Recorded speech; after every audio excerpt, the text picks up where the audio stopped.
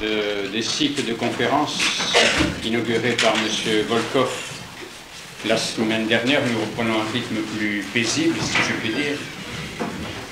Et je suis heureux de commencer ce cycle régulier en accueillant ce soir M.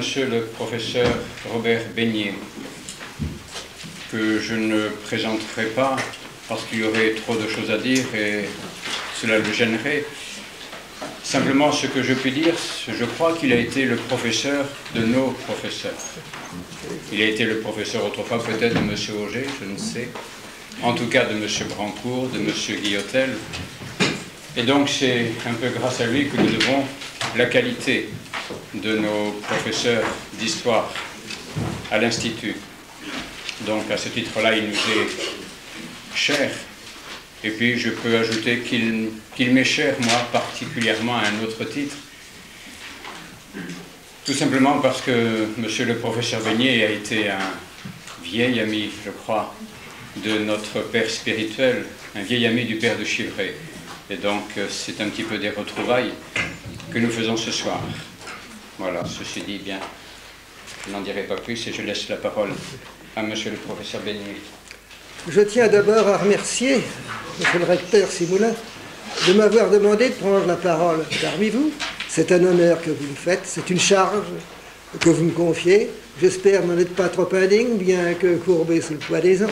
Mais je suis heureux de me trouver autour de vous, parmi vous, à une époque où nous sommes dans un effondrement général des valeurs spirituelles, intellectuelles, temporelles, à tous les égards, et où l'avenir, si avenir il y a, n'est qu'entre les mains, comme l'a dit Solzhenitsyn, que dans des minorités agissantes, informées, spirituellement fortes et capables de redresser une situation qui, à premier abord, semble être le maximum de la confusion.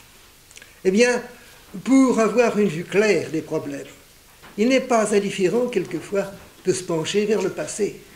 Parce que le passé nous montre des exemples frappants, des exemples vigoureux, qui nous montrent les différentes phases par lesquelles l'esprit humain a essayé de résoudre les problèmes qui se posent à l'homme, en créant des institutions qui sont matérialisées par des formalités, par des cérémonies extérieures, mais celles-ci ne valent que par l'esprit qui les anime.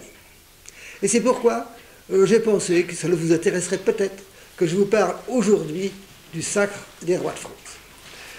Le sacre des rois de France, c'est au fond un problème d'histoire juridique. Je l'ai choisi, j'aurais pu en prendre d'autres, parce qu'il me paraît particulièrement exemplaire.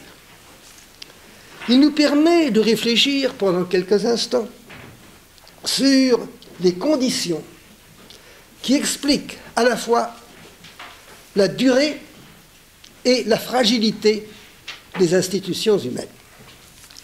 Quand les institutions traduisent dans leur formalité la communion profonde d'un peuple avec ceux qui participent à un rituel, à des cérémonies extérieures, quand elles sont en réalité dans leur forme et dans leur contenu, dans le sens que l'on attache aux formalités extérieures, quand elles sont l'expression de la façon dont une société comprend ses fins, comprend tout cela en fonction d'une morale, d'une éthique, mettons si vous voulez, d'une philosophie qui est admise par tous, alors dans ce cas-là, les institutions sont solides, elles peuvent durer longtemps, elles peuvent même affronter les insuccès ou les adversités.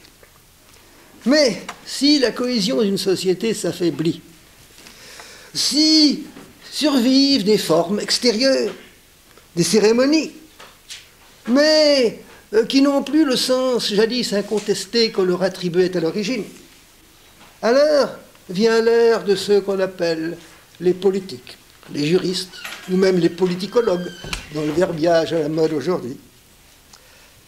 Les formes traditionnelles subsistent, mais ces hommes traduisent ces formes par des idées nouvelles, des abstractions, des théories conceptuelles.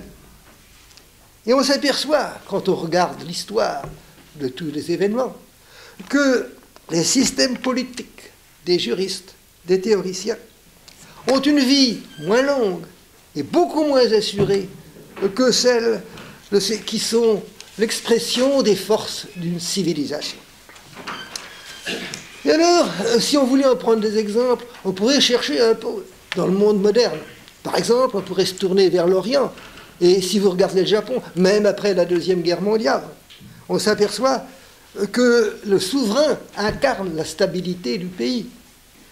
Il établit des liens entre la nature, le peuple et l'autorité, quelles que soient les précautions que l'on ait prises pour ne choquer ni l'Occident ni l'Orient.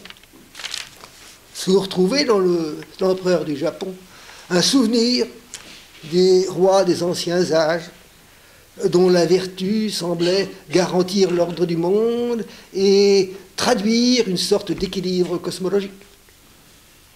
Or, je trouve qu'il y a une certaine mélancolie à être obligé de se tourner vers des pays étrangers, même en Orient, pour prendre des exemples de ce genre. Car il n'était pas nécessaire, il y a 2 siècles, d'aller vers l'Orient, d'aller vers le Japon ou vers d'autres royautés mystico-religieuses pour saisir l'unité entre le temporel et le spirituel.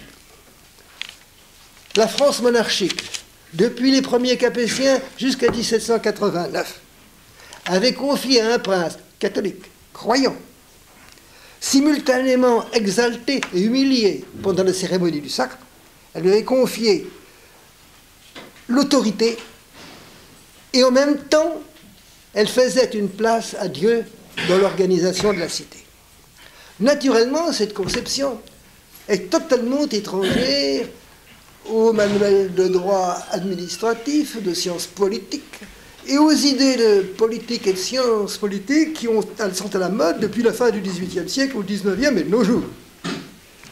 Elle correspond à quelque chose de tout à fait différent, à un sentiment général d'une civilisation qui est une civilisation chrétienne, à une époque où l'unité de foi n'est pas rompue, à une époque où on n'a pas encore l'idée de mettre l'autel au service du trône, mais où, quelles que soient les fautes, les erreurs qu'ils peuvent commettre, il y avait une vérité d'évidence. On savait, et même les coupables sentaient, que la fin propre de l'homme, c'était le salut dans le Christ. Et alors, ce qui était vrai pour les individus, était vrai également pour les familles, pour les corporations, pour les groupements. Tous faisaient, chacun dans leur sphère, une place à Dieu, à ses lois. Et alors, ce qui est vrai pour les individus, pour les groupements, c'est vrai également pour le royaume. Si les individus et les groupements font une place à Dieu dans leur organisation et dans leurs lois, il était normal dans cette civilisation qu'on fasse une place à Dieu dans les idées de l'administration du pouvoir et dans les cérémonies et les idées qui dominaient la transmission du pouvoir. Seulement, comme je vous l'ai laissé entendre il y a quelques instants, une cérémonie, un rite, peut se maintenir certainement beaucoup plus longtemps que la période où elle est apparue, que la période des origines. Et elle peut servir de justification, de support, si vous voulez, de paravent, si on peut dire, à des idées qui s'écartent progressivement des idées simples et fortes de la période des origines. Eh bien, le Sacre des Rois de France a obéi à cette lente transformation. Au début, c'est une cérémonie destinée à traduire le sentiment populaire, un sentiment mystique, un sentiment profond, unanime, qui vient, peut-on dire, du fond des arts. Au XVIIe, au XVIIIe siècle, le sacre existe toujours, son rituel n'est pas changé dans les grandes lignes, mais on jette ce voile traditionnel sur des institutions qui ont évolué et des idées qui ont changé. On réduit la place faite à Dieu dans la mesure même où, à partir du début du XVIIe siècle, on dit que le roi est un homme prédestiné.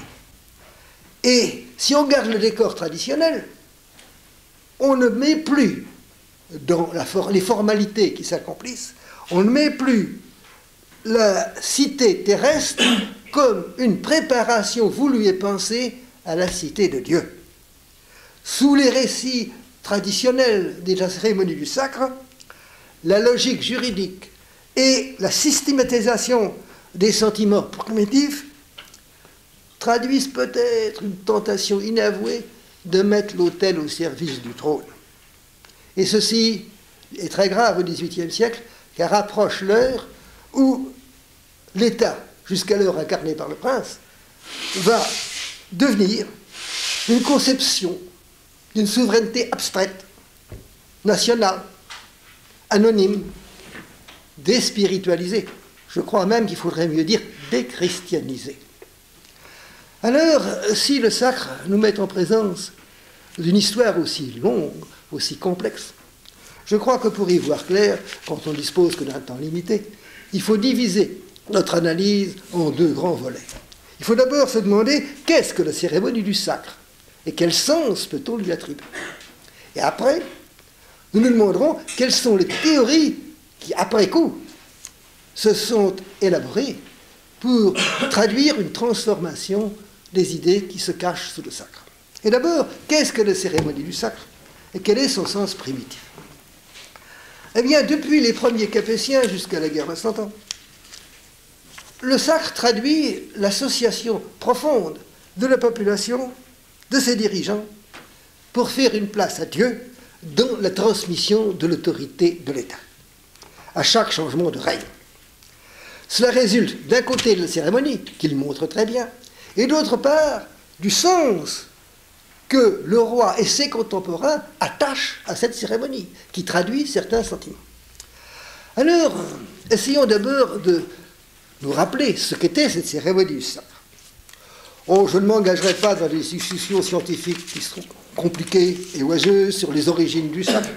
Il suffit de nous rappeler que le modèle du sacre se trouve dans le couronnement des rois d'Israël dans la Bible, dans le sacre des premiers empereurs chrétiens à partir de Constantin, dans le couronnement de Clovis après son baptême quand il se convertit avec tous les francs en 496. Mais en réalité, c'est surtout à partir des Carolingiens et grâce à la personnalité extraordinaire, exceptionnelle de Charlemagne que s'affirme la solennité du sacre. Et a posteriori, un peu plus tard, cet auteur qui s'appelle Hincmar de Reims et sur lequel nous reviendrons, rapporte a posteriori ce qui s'est passé pour le sacre de Charlemagne et il nous montre très bien ce qui s'est passé. Désigner un roi, c'est risquer peut-être qu'il prenne des mesures arbitraires. Et alors, on essaie d'éviter l'arbitraire du roi en demandant au moment du sacre qu'il s'engage à ne pas faire d'acte injuste, à ne faire aucun acte excessif sur les personnes ou sur les biens de ceux qui vont lui être soumis. Or, en contrepartie, ce souverain sera considéré comme consubstantiel à l'ordre voulu par Dieu. Charlemagne a voulu rétablir l'empire romain chrétien d'Occident.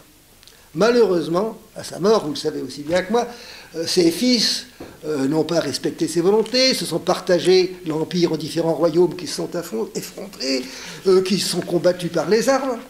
Et on arrive à un tel désordre que la partie occidentale de l'ancien empire romain d'Occident va se séparer des autres et que les barons donneront en 987 le pouvoir à l'un des leurs, Hugues Capet.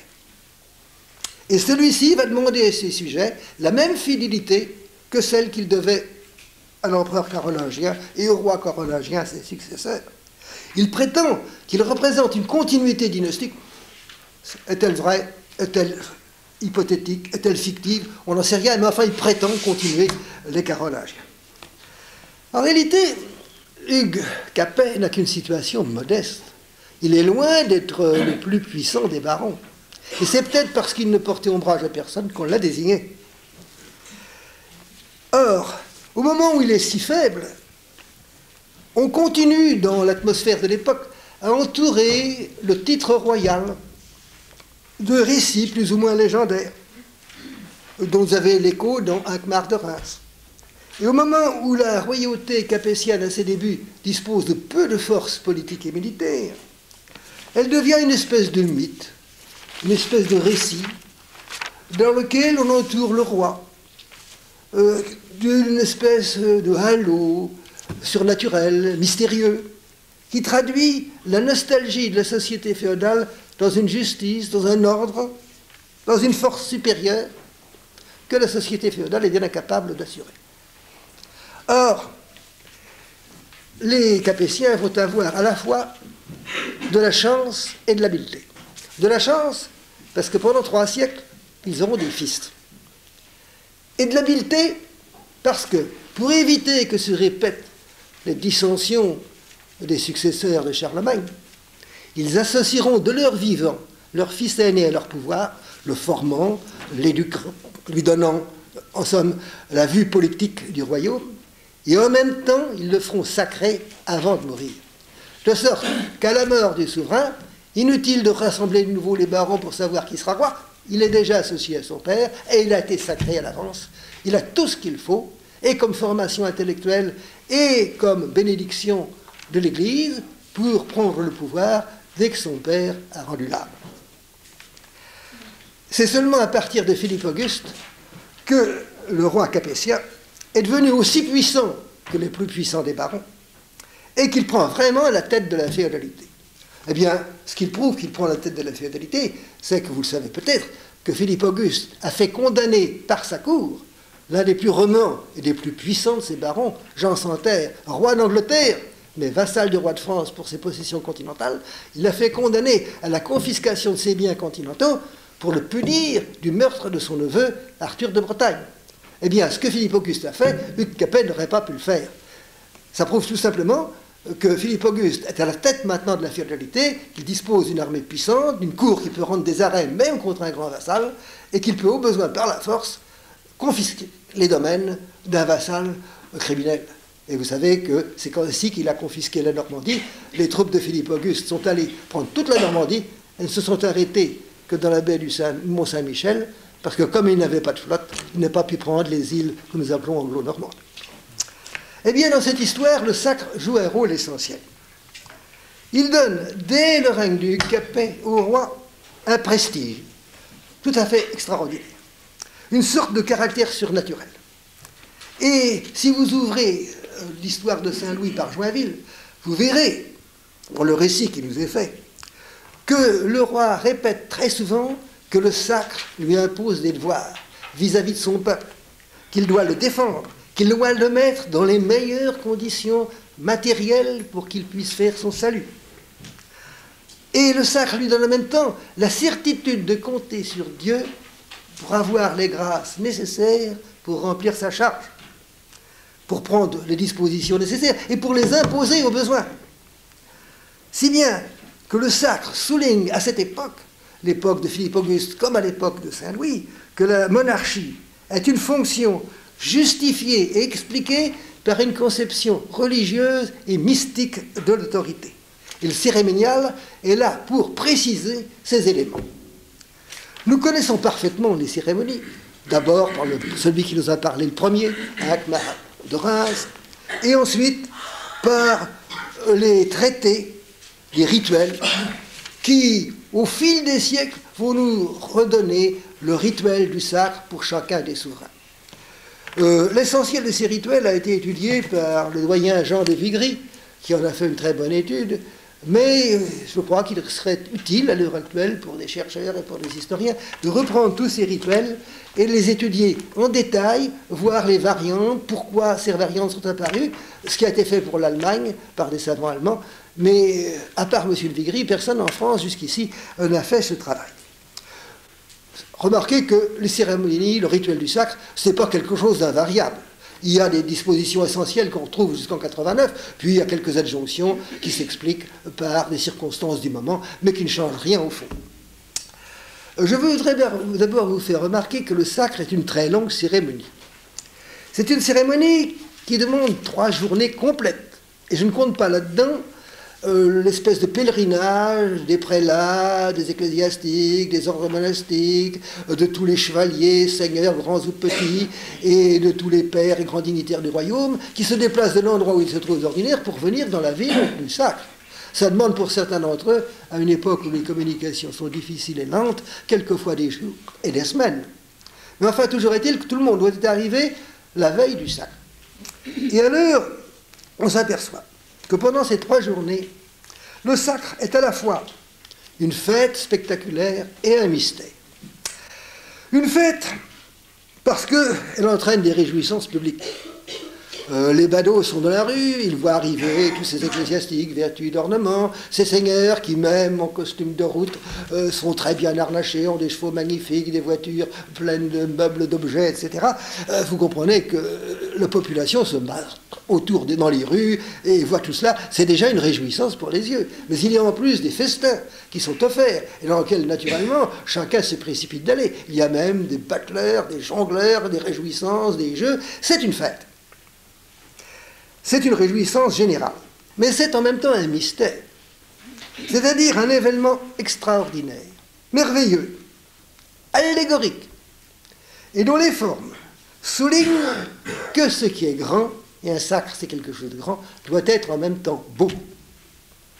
L'élite de la noblesse participe, ainsi que l'élite du clergé, à cette cérémonie, et le peuple voit dans ces fêtes une promesse de concorde, de prospérité, de bonheur pour l'avenir. Cette cérémonie se déroule à Reims la plupart du temps. Ce n'est pas une règle absolue. Certains sacres ont eu lieu à Compiègne, par exemple, pour Charles le Chauve, à Chartres pour Henri IV. Ce sont les circonstances du moment qui l'expliquent. Sens avait bien désiré devenir la ville du sacre. Saint-Denis aussi, parce que Saint-Denis, on a conservé la couronne dite de Charlemagne. Mais on peut dire qu'à partir du XIe, XIIe siècle, c'est Reims qui l'emporte. Et Reims l'emporte pour une bonne raison, c'est que c'est le moment où l'hérédité l'emporte dans la succession royale, et c'est le moment où apparaît l'histoire de la Sainte-Ampoule. Et comme la Sainte-Ampoule est gardée à Reims, le fait que la couronne dite de Charlemagne est à Saint-Denis ne pèse pas lourd, parce que la Sainte-Ampoule est l'élément essentiel du sacre. Reims, d'ailleurs, c'est l'église où a été baptisé Clovis par Saint-Rémy. Et c'est à Reims, dans l'abbaye de Saint-Rémy, qu'est conservée la Sainte-Ampoule. Au moment de la conversion de Clovis, on comptait lui faire des onctions avec le Saint-Crème, l'huile consacrée qui sert pour l'ordination des prêtres. Mais, à la suite d'un geste maladroit, le vase contenant le Saint-Crème normal a été renversé et s'est brisé. Et la tradition veut qu'un ange soit apparu et ait donné à Rémy un reliquaire d'or contenant une huile dans le genre de celle du Saint-Crème, mais plus précieuse et consacrée par le miracle, par une faveur divine. Les historiens modernes contestent cette tradition. Ils y voient une légende. Et ils l'expliquent en prétendant, notamment les Anglais, que cette fiole d'or contenant une huile précieuse aurait été retrouvée dans la tombe de Saint-Rémy, qui a été ouverte en 850 pour y chercher des reliques à une époque où on avait le désir d'avoir des reliques dans toutes les églises. Et par conséquent, cette fiole d'huile précieuse daterait non du baptême de Clovis en 496, mais de l'année 533, date des funérailles de Saint-Rémy. Or, on sait que Saint-Rémy était le descendant d'une très grande famille de l'aristocratie gallo-romaine, et que même chrétiens, ces aristocrates gallo-romains avaient gardé l'habitude, quand ils ensevelissaient l'un des leurs, de déposer dans sa tombe des fioles de parfums précieux. Que le Sainte-Ampoule soit un objet miraculeux, comme le dit la tradition, ou que ce soit une erreur d'interprétation archéologique, au fond, peu nous importe. La Sainte-Ampoule, pour les contemporains et pour leurs successeurs, est un objet très précieux dans lequel se manifeste la grâce divine. Et c'est parce qu'il est loin avec la Sainte-Ampoule que le roi de France et ses représentants, dans toutes les négociations internationales, dans toutes les tractations officielles où la France doit être représentée, le roi ou celui qui le représente a le pas sur tous les autres souverains et leurs représentants, même sur l'empereur. Car il y a beaucoup de souverains qui sont couronnés et sacrés en Angleterre, l'empereur romain germanique, etc.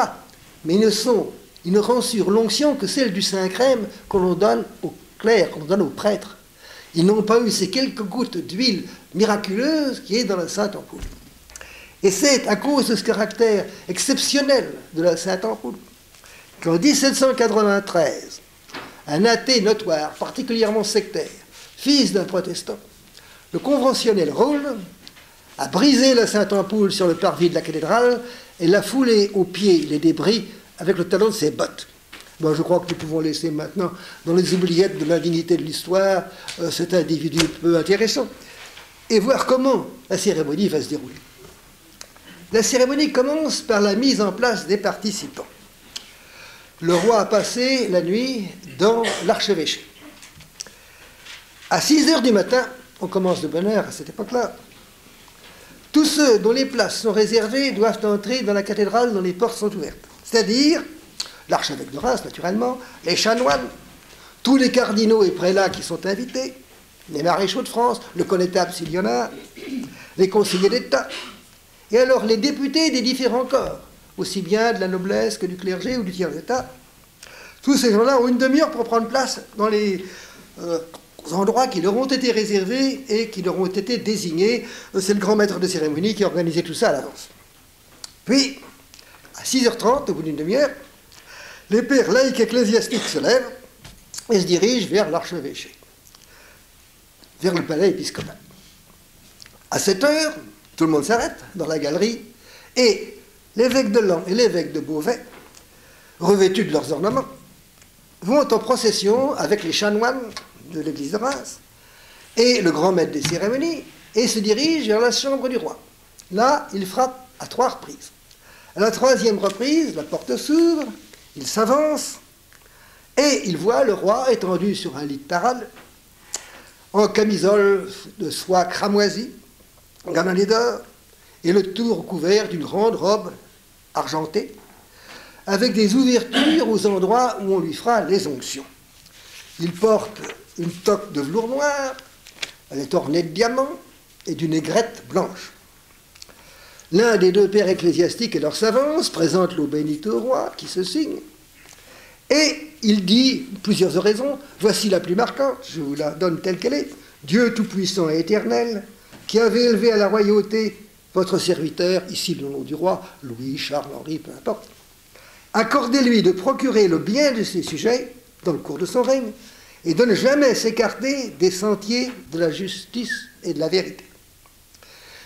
Après ceci, chacun des pères prend le roi, l'un par le bras droit, l'autre par le bras gauche, on l'aide à se dresser du lit, il se met en marche, et on le mène en procession vers la cathédrale, étant entendu que les autres pères et les chanoines qui ont entendu la porte continuent, font demi-tour et suivent le cortège.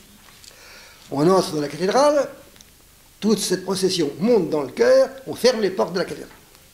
C'est à ce moment-là qu'arrive la Sainte Ampoule. Elle est conservée dans le monastère de Saint-Rémy. Elle est apportée par le grand prieur du monastère. Il est en ornement splendide, avec une chape d'étoffe d'or. Il est à cheval, monté sur un cheval blanc de l'écurie du roi. Vous savez que l'écurie du roi comporte pas mal de montures. On a certainement, ceci c'est une interprétation qui m'est personnelle, choisi un cheval d'un certain âge, sage, bien dressé, parce qu'on n'est pas sûr des qualités équestres du grand prieur. Et ce qu'il prouve, c'est que ce cheval est tenu à droite et à gauche par 2 longes ornementées qui prennent d'un côté dans les boucles du mort et de l'autre côté dans la main d'un piqueur, d'un palefrenier. Au-dessus du grand prieur ainsi monté, il y a un dais. Ce dais est porté par 4 barons. On les appelle les chevaliers de la Sainte Ampoule, pour les honorer. Ils sont vêtus de blanc, ils portent un manteau noir, ils ont une écharpe blanche avec des franges d'argent, et ils ont au cou la croix de chevalier, fixée par des rubans noirs. Aux 4 coins du dais s'avancent des cavaliers, des seigneurs qu'on appelle les otages de la Sainte Ampoule. En réalité, c'est une garde, primitivement conçue pour protéger la Sainte Ampoule contre quiconque voudrait s'en emparer. En réalité, c'est surtout une garde d'honneur. Chacun de ces chevaliers, de ces barons, est précédé de son écuyer, qui porte d'un côté les armes de France, et à partir d'Henri IV, il y ajoutera les armes de Navarre, et de l'autre côté, les armes de son seigneur. Vous avez ainsi un groupe de cavaliers qui entourent le grand prieur et qui font une cavalcade qui va s'avancer jusqu'au portail de la cathédrale. Là, tout le monde s'arrête. Le prieur descend de son cheval. On doit sans doute lui tenir l'étrier pour que ça se passe sans difficulté. Et on tient le cheval très calme. Et l'archevêque sort de la cathédrale, reçoit la Sainte Ampoule, prête serment de la rendre à la fin de la cérémonie, puis il rentre dans la cathédrale, on ferme les portes, et il va porter la Sainte Ampoule sur l'autel. Ceux qui ont accompagné le cortège, notamment le grand prieur et certains des plus importants barons, passent par une porte de côté. Il y a des places qui leur ont été réservées, mais qui ne sont pas parmi les places d'honneur dans le chœur. Une fois la Sainte Ampoule déposée sur l'autel, l'archevêque de Reims va se tourner vers le roi et nous arrivons à un moment le plus important de la cérémonie, il va lui demander de prêter serment. Et jusqu'au XVIe siècle, et même plus longtemps, jusqu'à la Révolution, mais au XVIe siècle, il n'y a que ces deux-là, il y a deux sortes de serments, qui resteront les serments fondamentaux. D'abord, un serment fait par le roi à l'Église. Il promet de conserver, de maintenir, de défendre le privilège canonique, de défendre la foi, de défendre l'Église et ses ministres. Jusqu'au règne de Charles VII, en prêtant ce serment, le roi se lève et salue l'archevêque. Charles VIII, lui, fera cela, mais il se rassiera après avoir salué l'archevêque et se couvrira. Quant aux derniers Valois et aux Bourbons, ils resteront assis la tête couverte pendant toute la cérémonie. Le deuxième serment, c'est celui qu'on appelle le serment du royaume, qui était vraiment le serment type du sacre. Il est assez long, il est oral. Je ne vous donne pas le détail. Le roi le lit parce que le texte du serment a été recopié sur un parchemin que l'archevêque de Reims a remis au roi, et alors le roi lit le texte du serment. Il promet au peuple paix, justice, miséricorde. Il s'engage à combattre les héréclites. Par conséquent, il est décidé à satisfaire tous les désirs de l'Église militante. Si on en avait le temps et si on faisait des travaux pratiques, on pourrait comparer le détail du texte du serment dans lequel je n'entre pas avec les prières spéciales qui sont dites au moment où on bénit l'anneau royal, au moment où on bénit l'oriflamme, où on bénit le sceptre et la main de justice, c'est-à-dire tous les emblèmes du pouvoir. À tous ces moments-là, dans les prières, vous retrouvez les mêmes thèmes que dans le serment fait au royaume. Le Christ est le protecteur et le libérateur des chrétiens. Eh bien, le roi, par la cérémonie du sacre, est le protecteur du royaume et il doit le libérer, non seulement des adversaires extérieurs, des difficultés intérieures, mais aussi du péché. Par conséquent, tout cela assimile, en peut-on dire, le roi comme un libérateur temporel au Christ libérateur spirituel. Et le serment, d'ailleurs, était à l'époque l'engagement le plus solide de toute l'organisation sociale. C'est par un serment que le vassal reconnaît la supériorité de son seigneur. C'est par un serment que le seigneur reconnaît la supériorité de son suzerain. Et c'est par un serment que le haut baron reconnaît la supériorité du roi. Par conséquent, le serment royal est un serment qui est le plus élevé en dignité de tous. Et je vous signale qu'il ne comporte que des obligations de faire, défendre l'Église, assurer la paix, etc. Contrairement à certains serments du droit laïque, il ne contient aucune obligation de ne pas faire, de non facere. Par conséquent, c'est un serment spécial qui est au-dessus de tous les autres. La promesse faite à l'Église, le serment fait au royaume, ce sont les éléments essentiels, les plus anciens, ils dureront jusqu'en 89. Mais on y ajoutera quelques détails au cours du temps. Par exemple, avec Henri IV, le serment de maintenir l'ordre du Saint-Esprit. Sous Louis XIV et Louis XV, de conserver l'ordre de Saint-Louis, et puis également l'interdiction du duel. Ces adjonctions successives s'expliquent par les circonstances de l'époque, mais ce sont des détails qui ne changent rien au fond. La prestation des serments, c'est la première opération, si peut-on dire, du sacre, après l'arrivée de la Sainte Ampoule. Viendront ensuite d'autres éléments de la cérémonie. D'abord, la présentation du nouveau roi par deux pairs ecclésiastiques à l'assemblée qui est réunie dans la cathédrale dont les portes sont fermées. les évêques de Laon et de Beauvais s'approchent du fauteuil du roi et font le simulacre de le soulever. Les uns voient dans cette cérémonie un rappel de la vieille coutume germanique où on portait sur le pavois le chef franc. D'autres veulent y voir un souvenir de l'époque où Hugues Capet a été désigné par les barons. Peu importe, car au XIIIe siècle, ce n'est plus qu'une allégorie historique, un geste symbolique qui s'explique par le passé. Et au même moment, on remet au roi l'épée qu'on appelle l'épée de Charlemagne, une très grande épée, très lourde. Il ne la garde pas. Il la confie au connétable, et s'il n'y a pas de connétable, il la confie à un maréchal.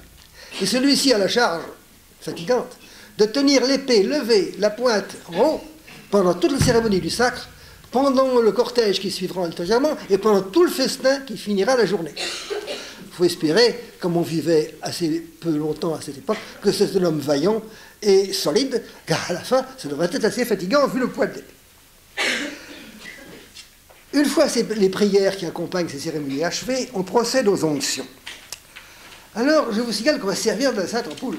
Mais ne croyez pas qu'on va faire des onctions abondantes avec la Sainte Ampoule. On prend une ampoule contenant le Saint-Crème, qui sert à l'onction des prêtres, et on fait tomber une ou deux toutes petites gouttes du crème de la Sainte Ampoule dans le flacon.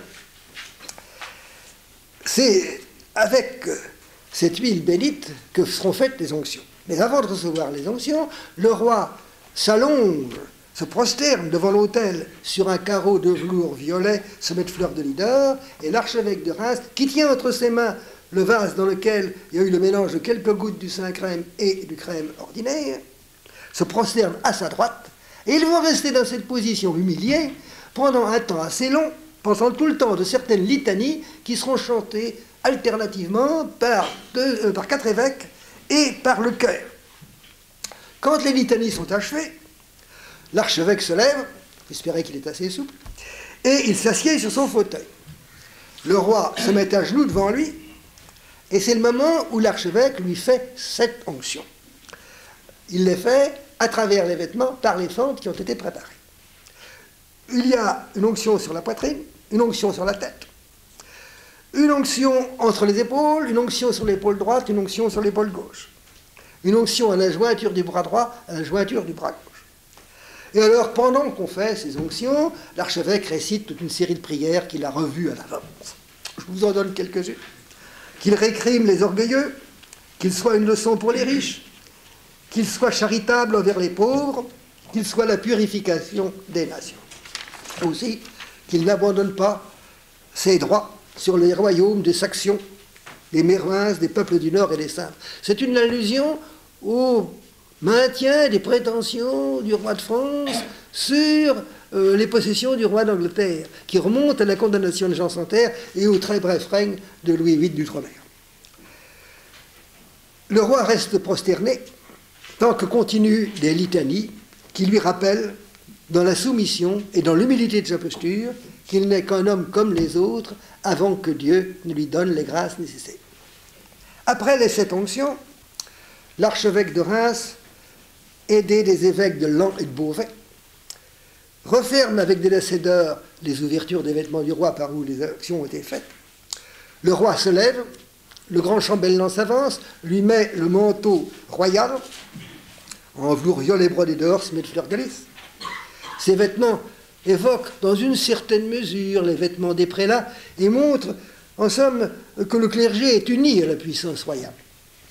Le roi se met de nouveau à genoux devant l'officiant, qui lui fait une 8e onction sur la paume de la main gauche et qui lui passe au 4e doigt de la main droite l'anneau qui a été spécialement béni pour le roi, qui représente la toute-puissance et l'union du roi et de son peuple.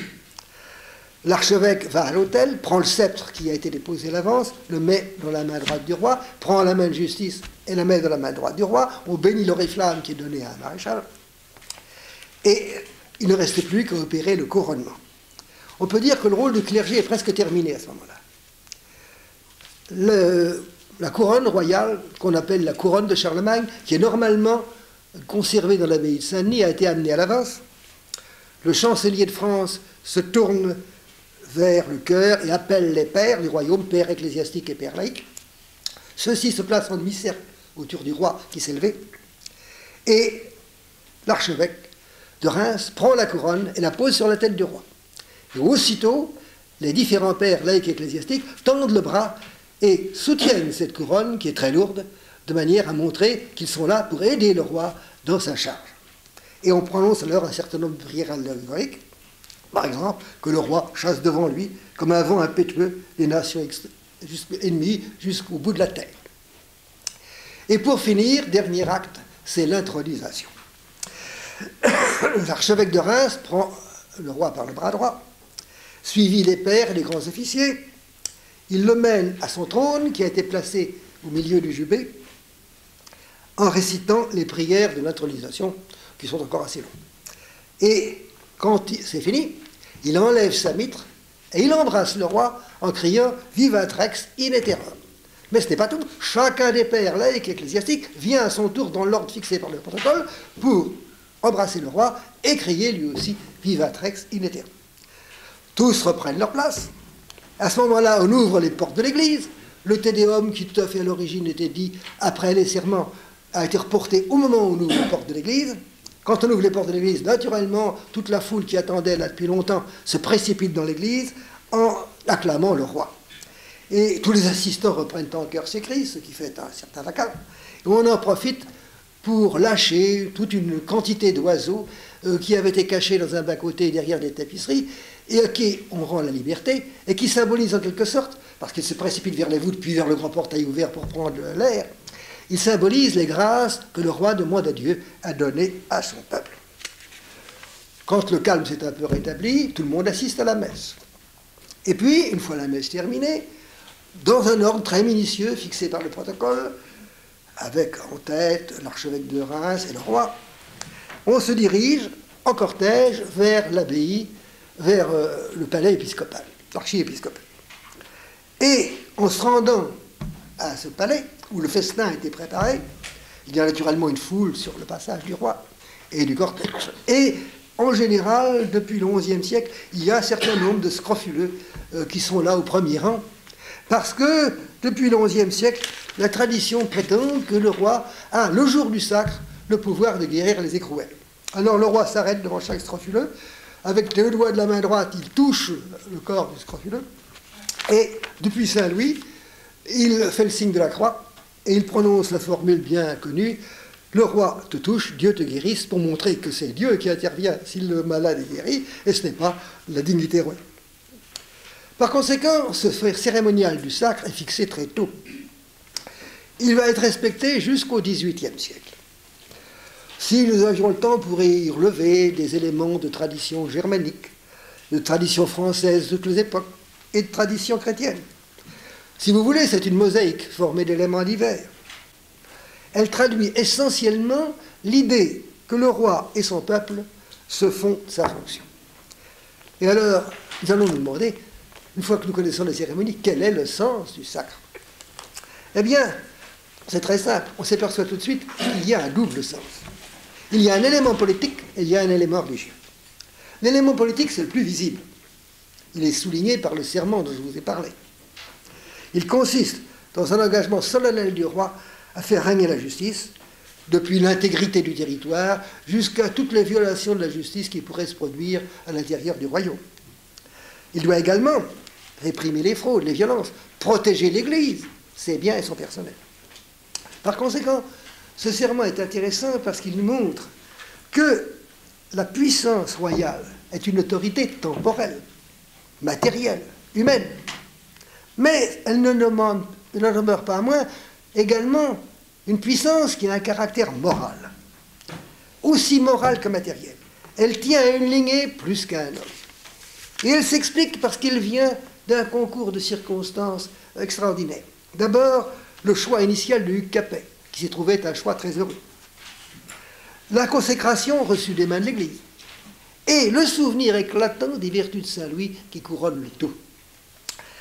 Cette autorité est donc très loin de l'autorité telle que l'avait conçue l'Antiquité, quand elle parlait de l'État.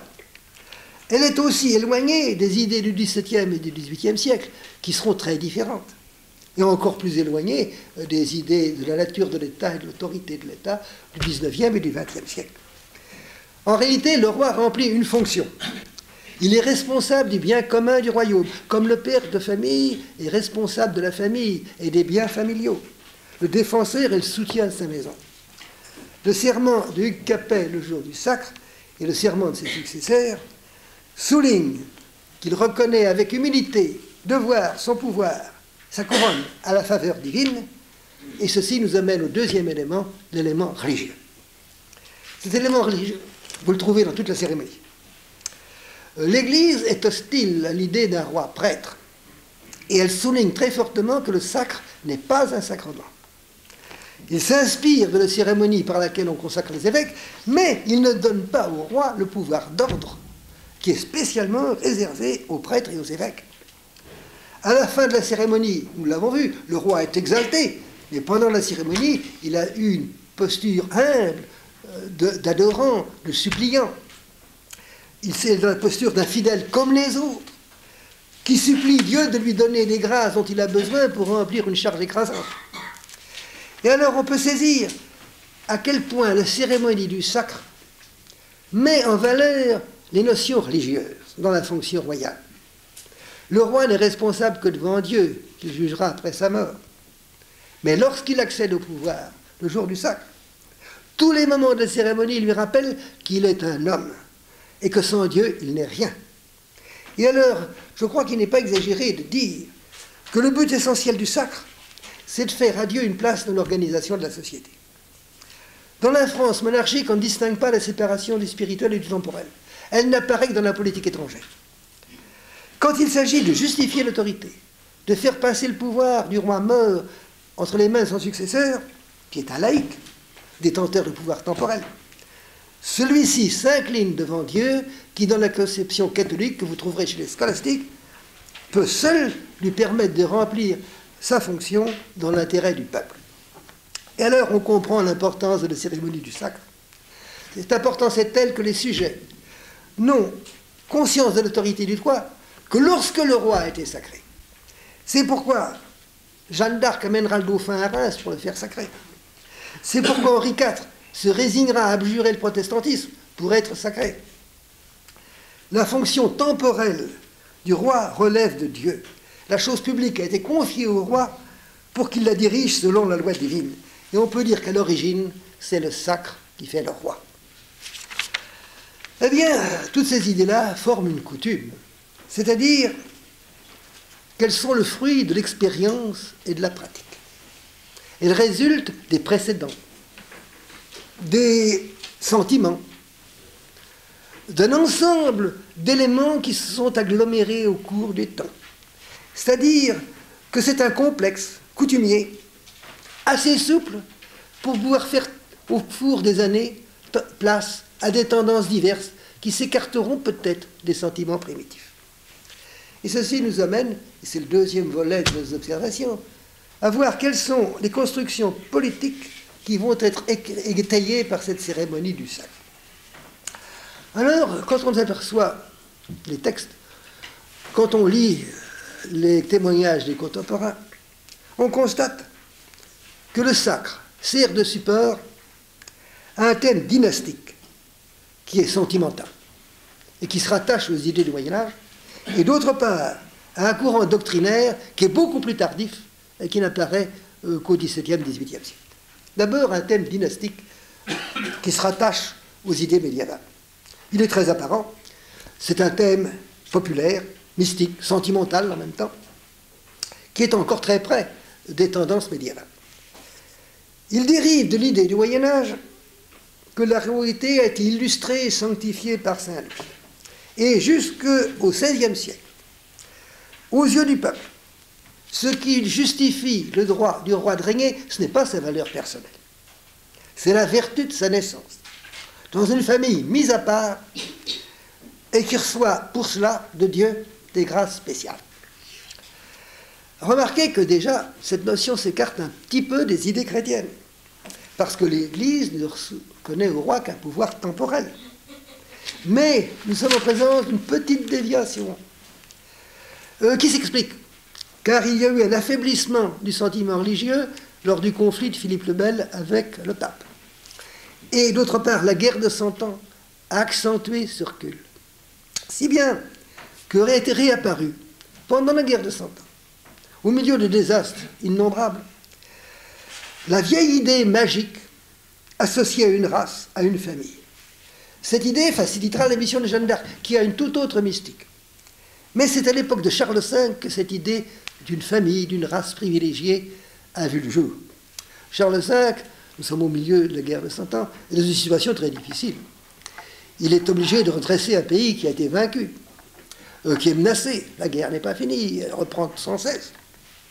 Et alors, il organise sa propagande, il faut bien dire les choses par leur nom, sur le seul thème qui lui paraît possible. Cette idée venue du fond des âges, ces notions qui se rapprochent des notions médiévales, en se référant au sacre, dont l'élément essentiel est l'onction par la Sainte Ampoule. De même que l'onction donne la prêtrise au clerc, de même le sacre donne l'autorité à une famille royale désignée par Dieu. À travers la main des prélats, c'est Dieu qui désigne, qui ordonne le roi. Ces thèmes sont mis en forme par l'entourage de Charles V, et puis par celui de Charles VI. Vous les trouvez par exemple dans les rédacteurs des traités du sacre de l'époque. Vous les trouvez dans un ouvrage qui a eu une certaine célébrité littéraire, Le Songe du Verger. Et c'est une idée qui est admise par le chancelier de l'Université de Paris, Jean Gerson. Et vous retrouvez cette idée dans des textes législatifs. Un édit de 1403 de Charles VI, confirmé en 1417, dans lequel le texte précise que lorsque le roi meurt, son successeur est roi sur le champ, mais qu'il a l'obligation de se faire sacrer le plus vite possible. Ce n'est donc plus le sacre qui fait le roi, c'est l'hérédité. Le roi et ses conseillers sont persuadés d'être dans le vrai. Ils croient que les idées qu'ils développent et que le public accepte correspondent aux tendances latentes de l'esprit de l'époque. Ce mélange complexe et orchestré par la propagande royale finit par mettre en vedette l'idée qui va le résumer, la légitimité dans une famille. Le roi, c'est l'héritier légitime de la famille royale. Jeanne d'Arc, naturellement, va s'appuyer sur ce thème-là. Mais quand on y regarde d'un peu près, sa mystique est toute différente. Elle se rattache beaucoup plus directement à Saint-Louis et au Moyen-Âge. Elle n'est pas seulement le champion du roi légitime contre l'usurpateur anglais. Elle est venue pour faire sacrer le dauphin à Reims. Par conséquent, elle obéit plus à un esprit de chrétienté qu'à un esprit national. Et le courant d'idées qu'elle traduit, c'est celui de Saint-Louis. La notion à laquelle elle est fidèle est déjà archaïque de son temps. Elle combat les Anglais parce qu'ils ont envahi la France, mais parce qu'ils ignorent la consécration religieuse du roi. Le roi anglais ne s'est pas fait couronner à Reims. Or, pour Jeanne, le royaume de France n'appartient qu'à Dieu. Et elle dira au futur Charles VII, en présence de sa cour, « Vous serez le lieutenant du roi des cieux, qui est roi de France. » Par conséquent, pour Jeanne, la vocation de la France est plus spirituelle et religieuse que politique. Elle doit être un exemple, elle doit lutter pour assurer la paix et la prospérité des nations, elle doit être le ciment de l'unité de la chrétienté, comme au temps de Saint-Louis. Mais malheureusement, Jeanne n'est comprise ni des Français ni du roi. Les Français sont surtout sensibles à la résistance à l'étranger. Ils découvrent le sentiment national et en même temps ils retrouvent la fidélité à la race légitime. Ils se tournent, peut-on dire, vers une sorte de nationalisme monarchique qui est assez loin de la vocation spirituelle d'un royaume consacré à Dieu, comme le conçoit Jeanne d'Arc. Quant à Charles VII, de son côté, il a été tellement éprouvé pendant la première partie de sa vie, il a tellement douté de la légitimité de sa naissance, de la légitimité de ses droits, que lorsque le succès vient enfin couronner ses efforts, il est bien heureux d'être roi de France, et il se soucie beaucoup moins d'être le roi très chrétien qu'aurait voulu Jeanne, à l'exemple de Saint-Louis. Si bien qu'à la fin de la guerre de 100 ans, Les Français se sont regroupés autour du roi et de l'idée monarchique. Il ne reste pas grand-chose du message déformé de Jeanne d'Arc. Il reste l'idée de légitimité, qui semble garant de la sécurité du royaume. Race, sacre, patrie se fondent dans les esprits dans une sorte d'auréole sacrée, surnaturelle, nationale. Et les juristes essaient de transposer ça en termes juridiques en parlant de notion de légitimité. Mais à côté de ce thème dynastique, et un peu plus tardivement, apparaît un thème doctrinaire.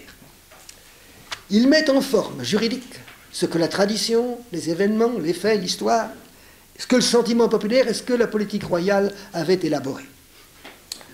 Une théorie apparaît, la théorie de la monarchie de droit divin, et un système, le système de la raison d'État.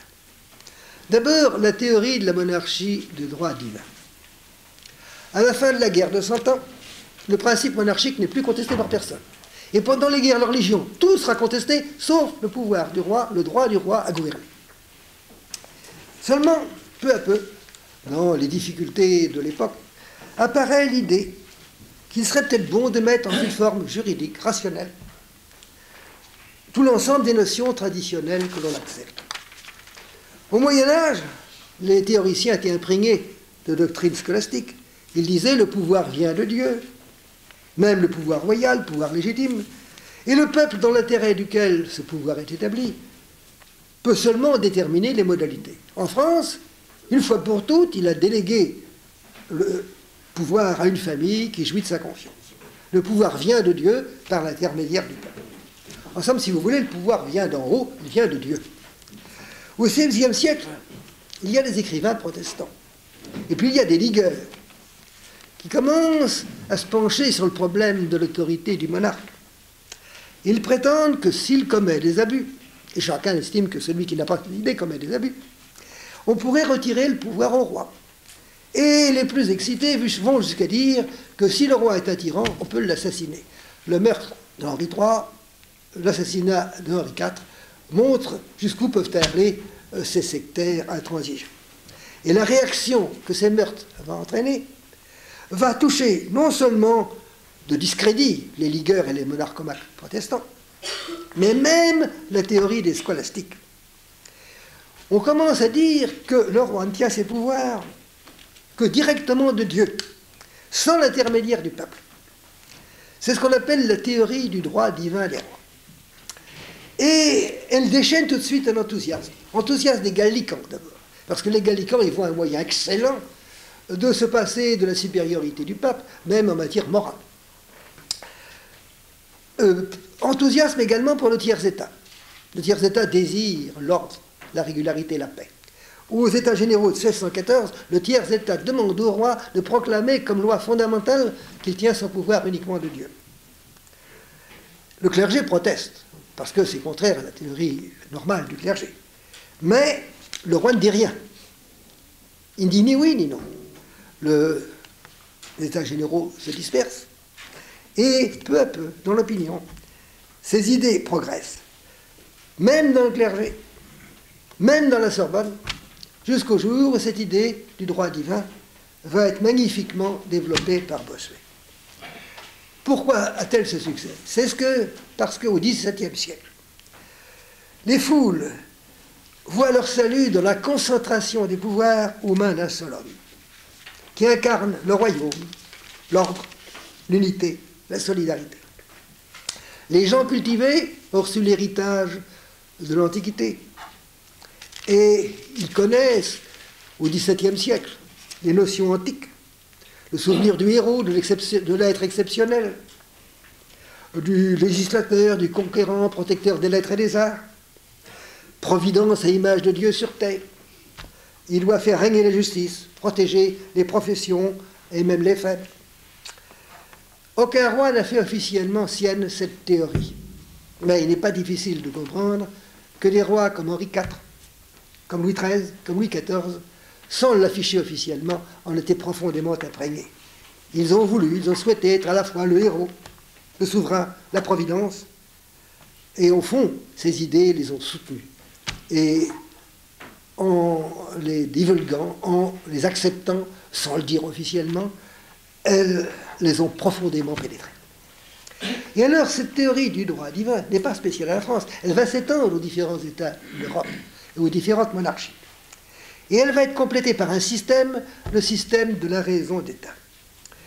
Quand la théorie du droit divin a transformé en formule juridique la royauté, qui était née jadis de l'élection et du sacre, on cherche l'explication des droits de l'autorité, non plus comme on l'avait fait jusqu'au XVIe siècle, dans l'histoire, dans les faits, dans les coutumes, dans les sentiments profonds venus de l'arrière-plan national.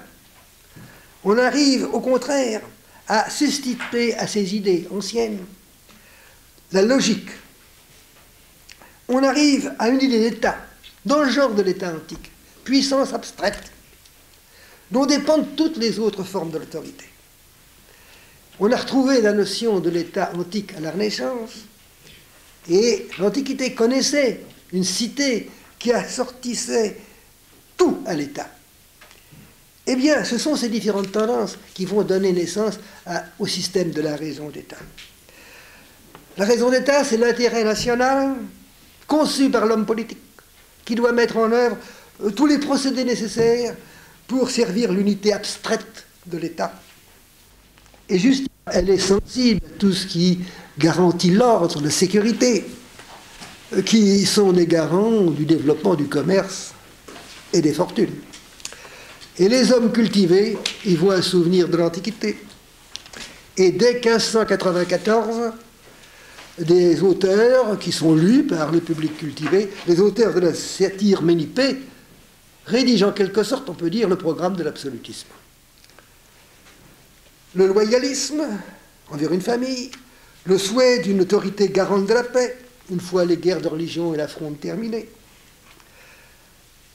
renforce cette expression de dévouement vers la monarchie, incarnation de l'État, au moment où les idées de la monarchie de droit divin se répandent dans toute l'Europe. On proclame alors l'irresponsabilité du roi, sauf devant Dieu. On identifie le roi avec la personne du prince. La théorie du droit divin et la raison d'État se complètent, mais en réalité, nous sommes bien obligés de constater qu'on transforme la vieille notion médiévale dans un système où le rituel extérieur du sacre n'est nullement modifié. Cette doctrine et ce système paraissent couronner d'une manière logique, systématique, un ensemble qui était complexe, empirique, coutumier, à l'origine imprégné d'humilité, de foi chrétienne, et qui pendant très longtemps n'avait pas senti le besoin d'être transposé dans les cases logiques d'une construction juridique et dogmatique. Remarquez qu'on fait à ce moment-là, au XVIIe et au début du XVIIIe siècle, appel à la croyance chrétienne dans l'intervention de Dieu dans le gouvernement des hommes. À un moment où l'unité de foi est rompue depuis un certain temps, où le scepticisme se répand, on voit apparaître ceux qu'on commence à appeler les libertins, qui seront bientôt les athées. On entend étayer la structure politique de la cité de ce monde sur la croyance en l'intervention de Dieu dans les affaires des hommes, et sans proclamer la nécessité pour la cité terrestre de préparer la cité de Dieu, de faire le salut des hommes dans le Christ, comme le croyaient Saint Louis et Jeanne d'Arc, à une époque où se répand le mercantilisme. Eh bien, ces nations nouvelles sont naturellement flatteuses pour le roi, utiles pour les gallicains, satisfaisantes pour les juristes, qui sont toujours très heureux de tout ce qui est logique. Elles traduisent en formules frappantes l'espèce d'adoration qu'éprouvent pour le roi à la fin du XVIIe siècle des gens très cultivés comme Bossuet, et même les gens les plus humbles, ceux qui acclament le roi quand ils le rencontrent. Et personne ne s'aperçoit qu'on déforme la notion primitive de la royauté telle que l'exprimait jadis le sacre à l'époque de Saint Louis. On a substitué le privilège d'un homme, roi par la grâce de Dieu, à l'humilité du fidèle, prosterné devant l'autel à Reims le jour du sacre. Acceptant une lourde charge, on s'écarte de l'humilité avec laquelle les premiers souverains Les premiers Capétiens reconnaissaient le devoir leur couronne qu'à Dieu. Et sous le rite invariable des formules traditionnelles, dans la liturgie du sacre, une lente évolution a modifié le sens et la portée des notions qui expliquaient et qui justifiaient l'autorité. Alors, pour conclure, je crois que nous pouvons nous résumer. D'esprit essentiellement religieux au XIIIe siècle, la conception de l'autorité que vous trouvez dans le sacre évolue pendant la guerre de Cent Ans et prend un aspect intellectuel à partir du XVIe siècle.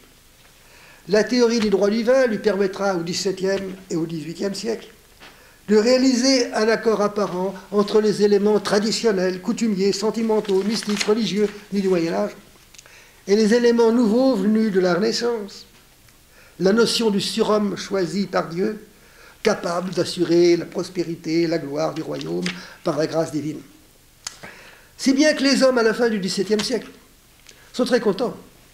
Ils croient avoir indissolublement lié la mystique et la raison, la foi, le droit et l'autorité. Aucun d'entre eux ne prévoit que, à la fin du siècle suivant, la raison ne tardera pas à renverser l'autorité et à discuter la foi. Vous avez certainement beaucoup de questions à vous poser ou à me poser. Dans la mesure du possible, j'essaierai d'y répondre.